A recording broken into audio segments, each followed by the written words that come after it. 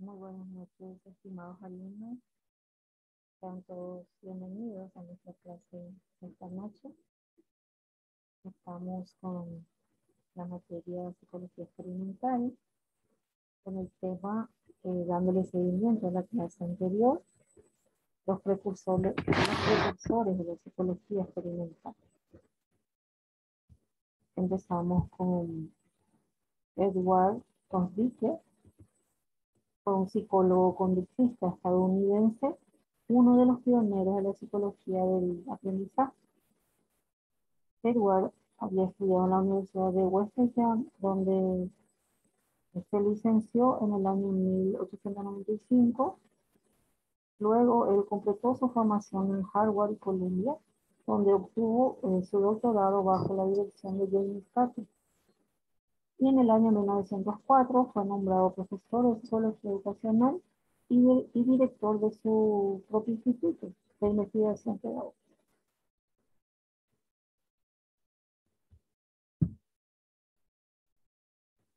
La teoría de Edward, conocida como el conexionismo, que consiste en establecer una conexión instrumental definitiva entre la conducta apropiada y la recompensa a la que conduce. El conexionismo establece que aprender es el elemento fundamental para la conexión entre el estímulo y la respuesta. Esta teoría fue desarrollada por él como resultado de una experimentación extensiva. Consdike se había interesado en el conocimiento de las facultades sensoriales, los fenotipos y reacciones y vínculos representacionales establecidos por la experiencia a la hora de estudiar la inteligencia animal. De acuerdo con su criterio, la palabra asociación puede abarcar una multitud de procesos diferentes que se manifiestan en múltiples contextos. Consdike se interesó en la aplicación entonces de su teoría a la educación de las matemáticas, aprender a leer, medición de la inteligencia y aprendizaje en adultos. Sus experimentos, Consdike había realizado diversos experimentos con animales, entre ellos el del gato y la caja problema, donde diseñó una caja que se abre al momento de accionar cierto mecanismo, como palanca, manteniendo dentro de la caja un gato hambriento y fuera de ella un plato de comida, esperando a que el gato abra la caja para que pueda comer y así quedar satisfecho.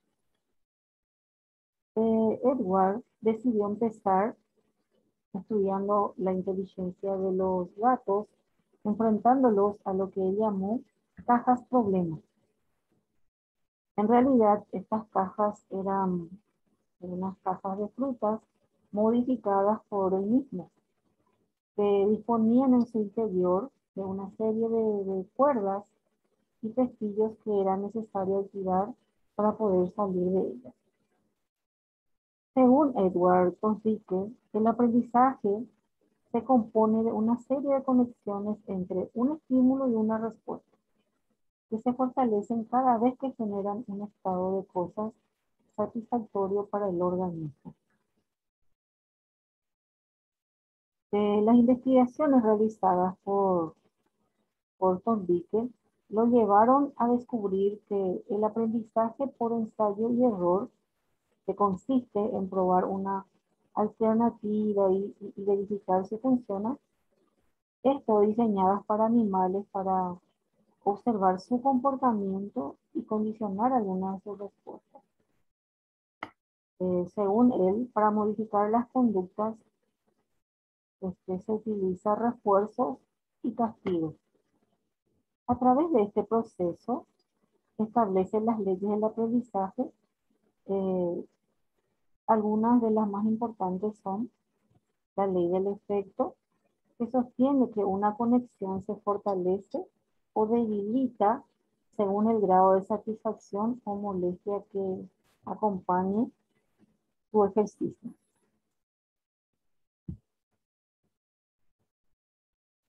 Luego, la ley del ejercicio es otra ley del aprendizaje que sostiene que mientras más se practique una asociación de estímulo-respuesta, más fuerte será la unión y se irá debilitando a medida que se deje de utilizar.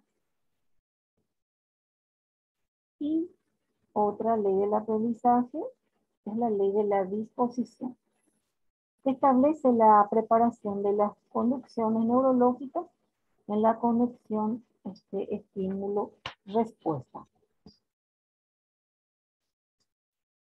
También Tondike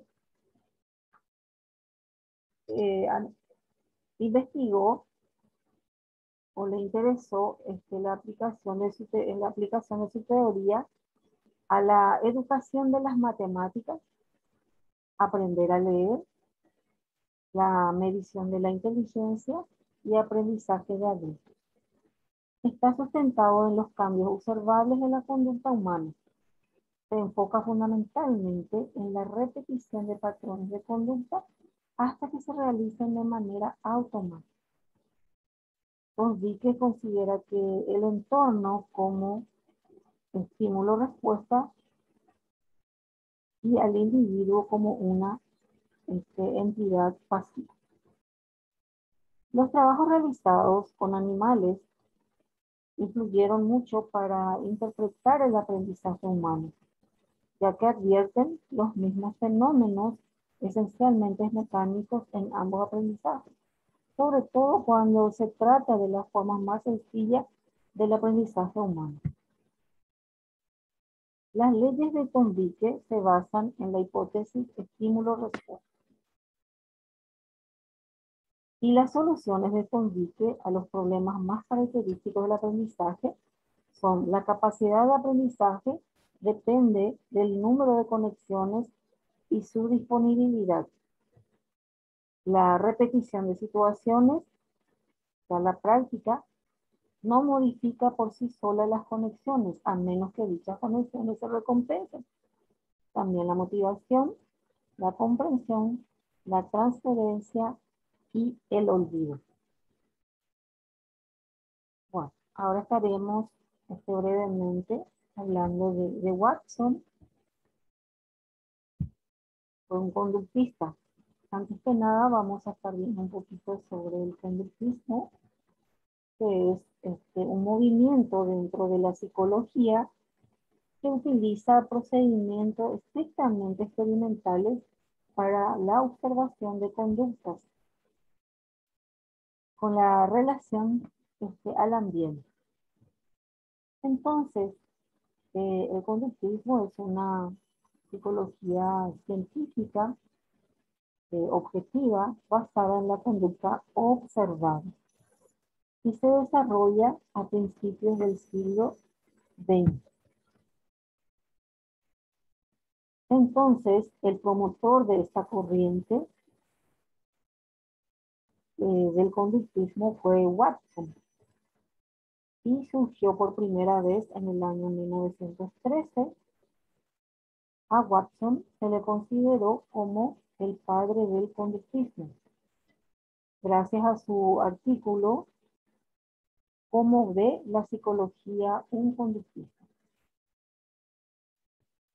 Otra de las obras y del experimento de Watson sobre el caso del pequeño Albert, con esto él demostró que con esta investigación que la conducta humana no solo es posible, predecible, sino también modificable. También otra de sus citas más famosas es: dame una docena de niños sanos, bien formados, para que los eduque, y yo me comprometo a elegir uno de ellos al azar y adiestrarlo para que se convierta en un especialista de cualquier tipo que yo pueda escoger. Él citó acá, entre ellos, varios especialistas como médicos, abogados, artistas, podría ser hombre de negocios, decía, incluso mendigo o ladrón. Decía esto independientemente de su talento, de las inclinaciones que pueda tener o las tendencias o aptitudes, las vocaciones y raza de sus antepasados.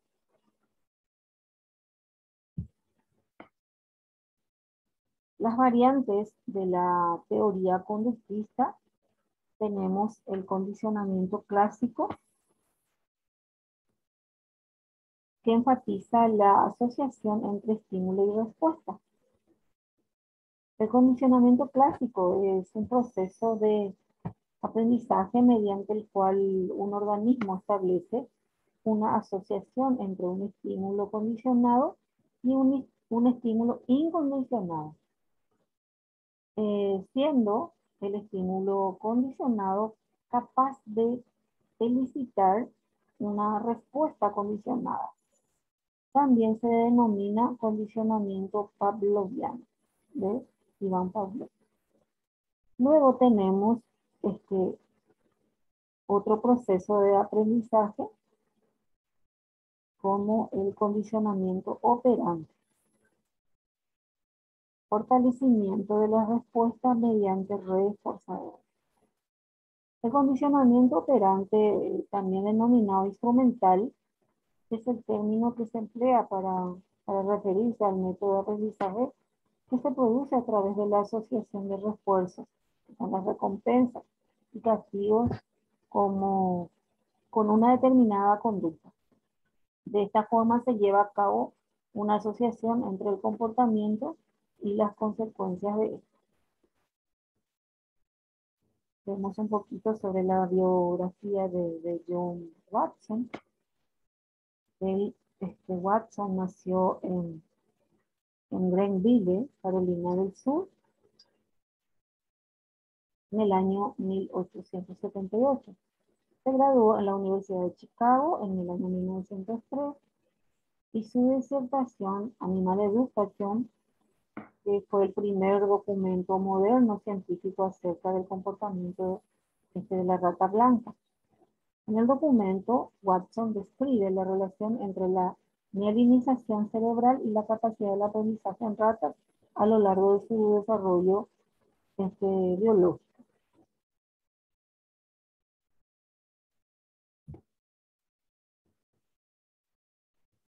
Las aportaciones de Watson al conductismo se deben a sus experimentos de condicionamiento clásico, un tipo de aprendizaje que implica respuestas automáticas o reflejas y que se caracteriza por la creación de una conexión entre un estímulo nuevo y un reflejo ya existente.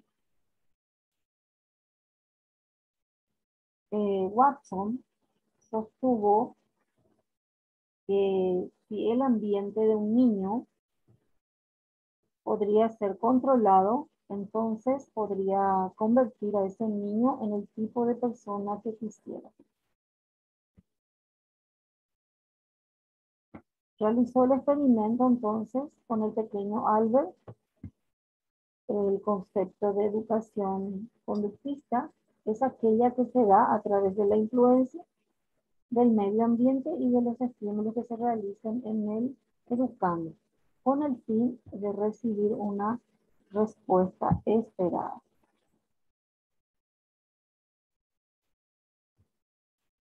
Según Watson, los temores se aprenden del ambiente. O sea, que los niños pueden desarrollar miedos al generalizar una reacción emocional condicionada, adquirida en conexión con un solo estímulo a otros estímulos similares. Bueno, ahora estaremos hablando de Skinner, de Frederick Skinner. Él nació en un pequeño pueblo de Pensilvania llamado Susquehanna en el año 1904. Estudió en Hamilton y eligió la biología durante el primer año.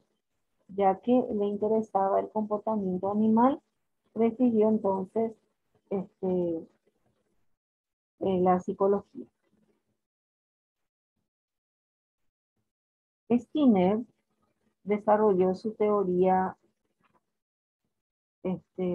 sobre el comportamiento humano y sus relaciones a estímulos externos.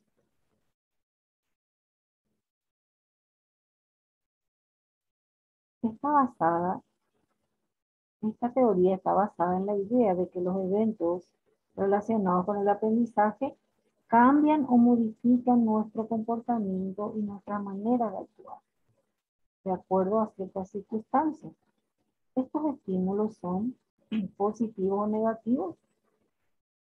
Nuestro ser tienden a repetirlos o a exterminarlos permanentemente. Eh, el término del condicionamiento operante se considera que un reforzador negativo es un objeto o suceso cuya eliminación tras una conducta aumenta la probabilidad de que una conducta aumente. No es sinónimo de castigo. Un reforzador positivo, sin embargo, es un acontecimiento que, presentado inmediatamente después de una conducta, provoca que la frecuencia o la posibilidad de que ocurra la conducta aumente. En este caso, o sea, sería una recompensa o premio. Y los estímulos modifican el comportamiento, ya sea humano o animal. El experimento de la caja de Skinner, utilizado por él, una caja adaptada y palomas, donde logró explicar una parte del aprendizaje animal y humano gracias a su experimento con ellos. En concreto, el psicólogo investigó sobre el condicionamiento operante. Escribió su libro sobre las leyes descriptivas empíricas del aprendizaje mediante sus experimentos con ratas y palomas, rechazando las causas internas, que son los motivos, los estados del yo, el interno, la fuerza del hábito, como móviles para la modificación de conductas y asegurando que la causa-efecto, recompensa-castigo, en un determinado ambiente. Control en la conducta lo que determinó como refuerzo o condicionamiento operante. Según Skinner, la libertad está organizada por el medio ambiente y la civilización nos ha liberado de ciertas condiciones aversivas. A partir de la observación y la experimentación con animales, llegó al concepto de condicionamiento operante, mediante el cual un animal puede ser llevado a realizar cierta acción. Para este proceso son decisivos los reforzamientos, tanto positivos como los negativos.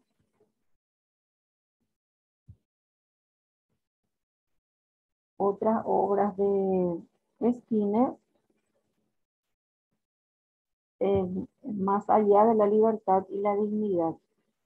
El tema central de su obra es que la conducta es conformada por sus propias consecuencias. Entre sus últimos trabajos aparece en la autobiografía Así se forma un conductista y reflexiones sobre el conductismo y sociedad.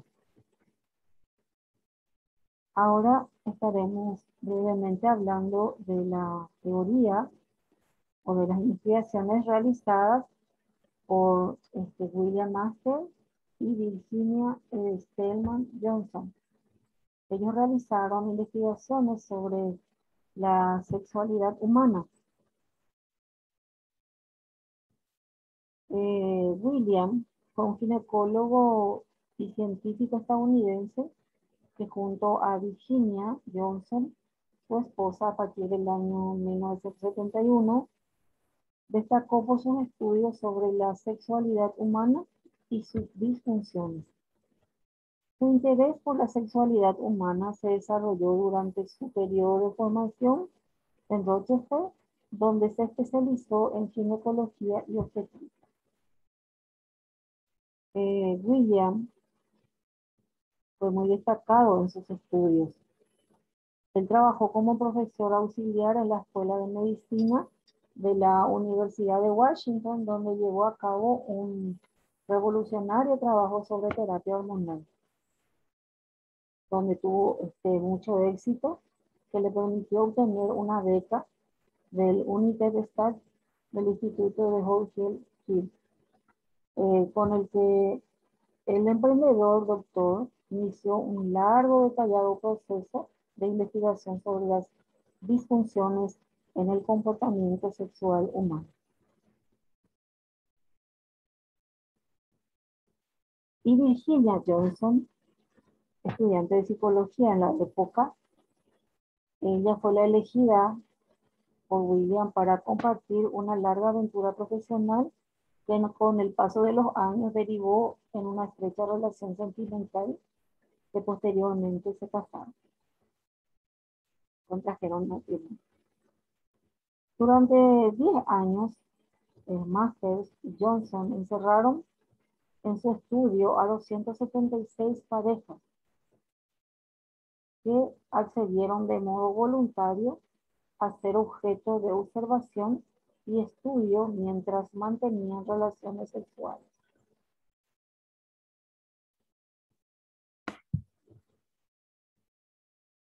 Resultado de este proyecto, de este largo proyecto, fue la publicación en el año 1966 de la respuesta sexual humana, libro escrito en términos científicos y dirigido a los especialistas en la materia.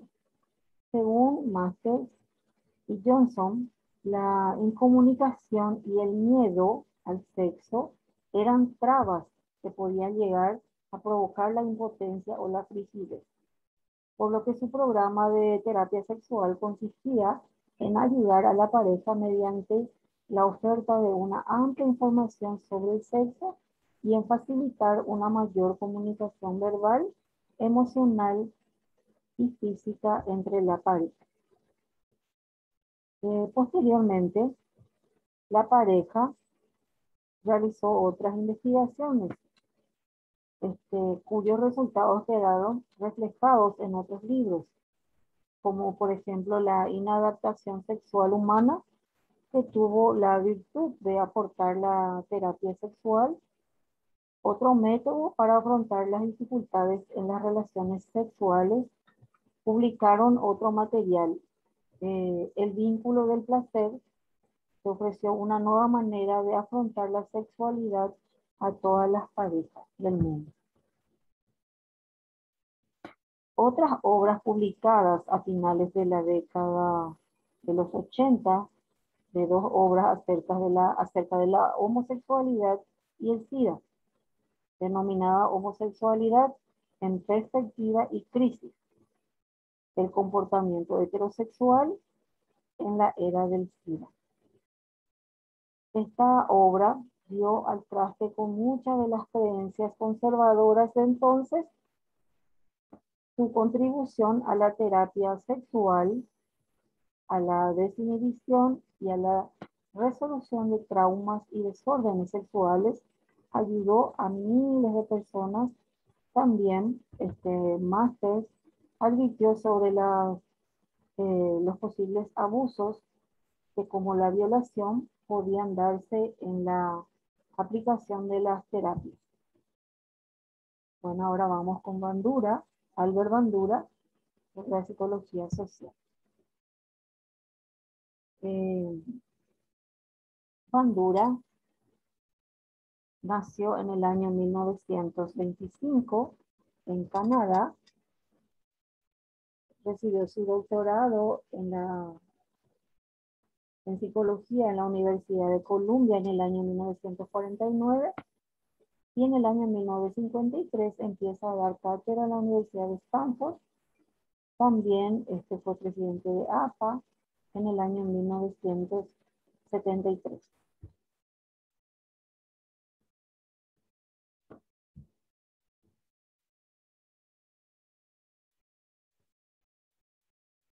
Uno de los experimentos realizados por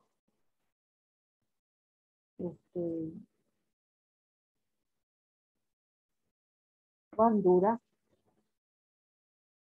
sobre una película denominado estudio, o sea, el muñeco bobo.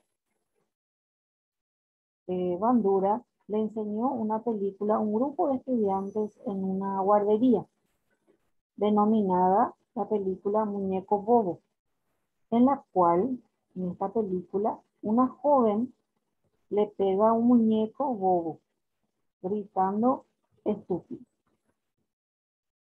Posteriormente, los dejaron jugar entre ellos y los estudiantes realizaron el mismo comportamiento del niño con el muñeco bobo. Bandura sostiene algunos elementos de la teoría cognitiva social.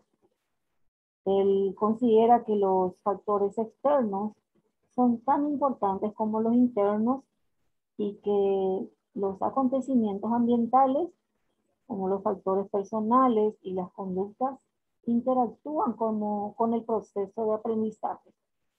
Supone que los factores personales, por ejemplo, las creencias, las expectativas, actitudes y conocimientos, y el ambiente como recursos y actitudes, el ambiente como recursos, consecuencias de las acciones y condiciones físicas. Y la conducta, que son las acciones individuales, elecciones y declaraciones verbales, que influyen de forma mutua a lo que llamó determinismo recíproco. Y los elementos de la teoría cognitiva social de Bandura se distingue entre el aprendizaje activo,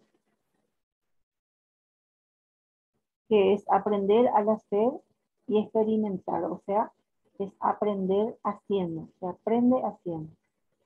Y el aprendizaje vicario observacional es se aprende observando a los otros.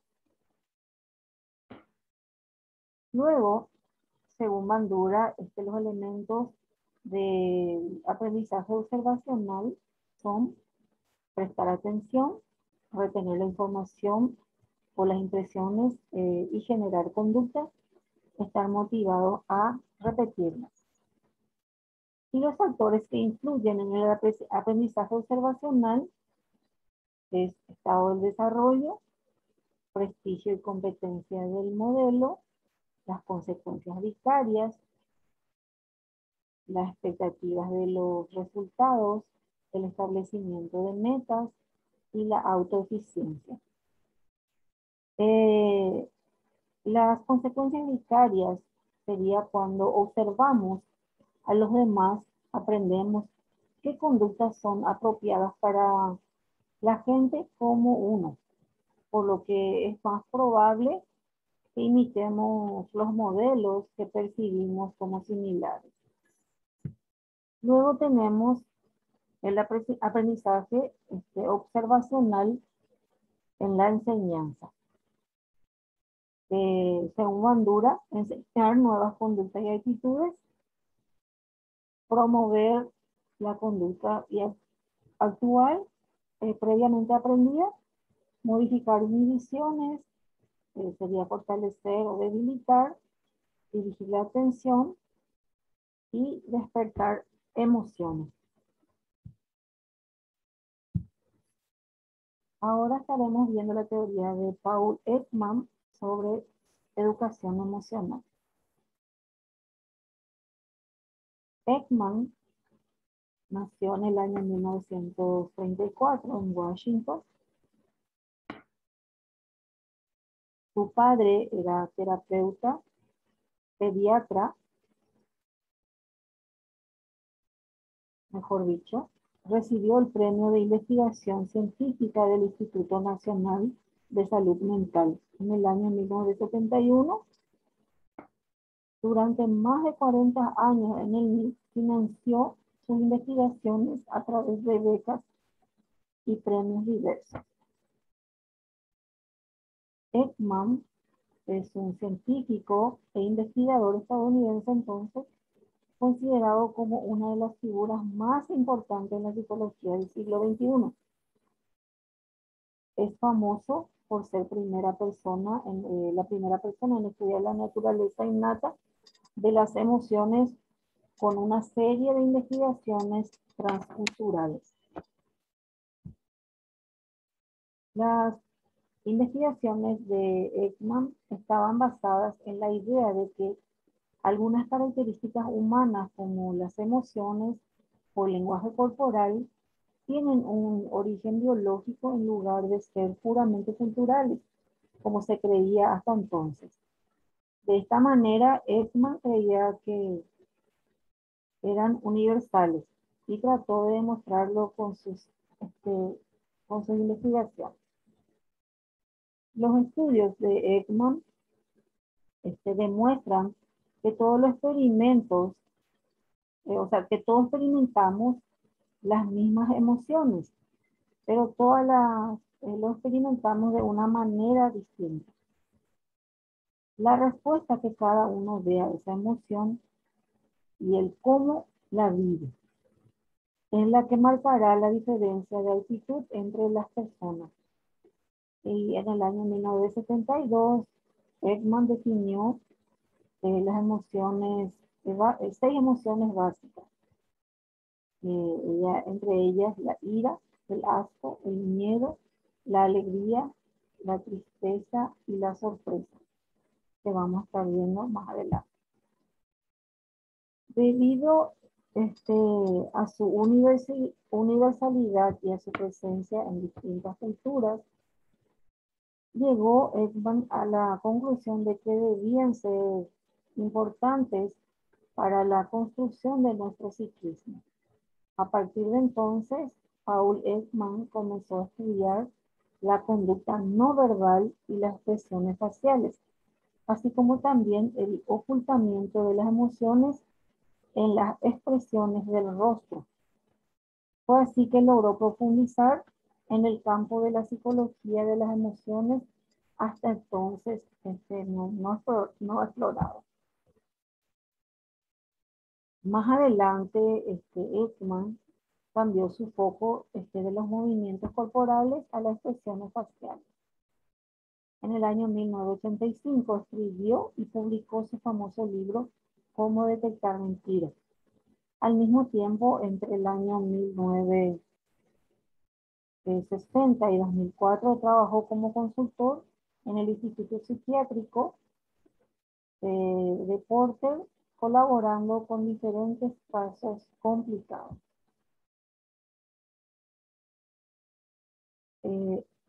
Ekman creía que los sentimientos tenían un origen principalmente biológico y por lo tanto deberían ser universales y presentarse de manera muy parecidas en todas las culturas del mundo. Para comprobarlo, llevó a cabo uno de los estudios transculturales más ambiciosos hasta la época. Paul Ekman, junto con su equipo, diseñó un estudio en el que le mostraba fotografías de diferentes expresiones faciales a personas de culturas repartidas por todo el mundo. Su idea es que si realmente las emociones eran innatas, todos los participantes deberían ser capaces de reconocerlas independientemente de su origen. Los resultados del estudio que realizaron fueron muy concluyentes. Prácticamente todos los participantes fueron capaces de reconocer las expresiones faciales representadas en la fotografía y de nombrarlas de manera parecida. De esta manera se demostró que efectivamente existen una serie de emociones innatas que son independientemente de la cultura o del lugar de origen. Eh, Paul Ekman, tras perder a su madre por una enfermedad mental que la llevó a suicidarse, Ekman dedicó su vida a la psicología y a ayudar a personas que padecían trastornos mentales. En la década de 1950 comenzó sus investigaciones sobre la comunicación no verbal y el desarrollo de ciertas técnicas para analizar el lenguaje corporal. Mientras lo hacía, descubrió que por medio de las investigaciones empíricas se podían identificar de qué manera constante, de manera constante las expresiones faciales que creaba el movimiento de los músculos del rostro. Entonces concluyó o incluyó estas expresiones y sus significados en sus, por ejemplo, las emociones básicas descritas por él en su obra Emotion Reveal. Son aquellas que ya les he mencionado, por ejemplo, el enfado, el asco, la alegría, la tristeza y el miedo. Para Ekman, la comunicación no verbal supone una gran parte de todo el intercambio de información que se da en las interacciones humanas.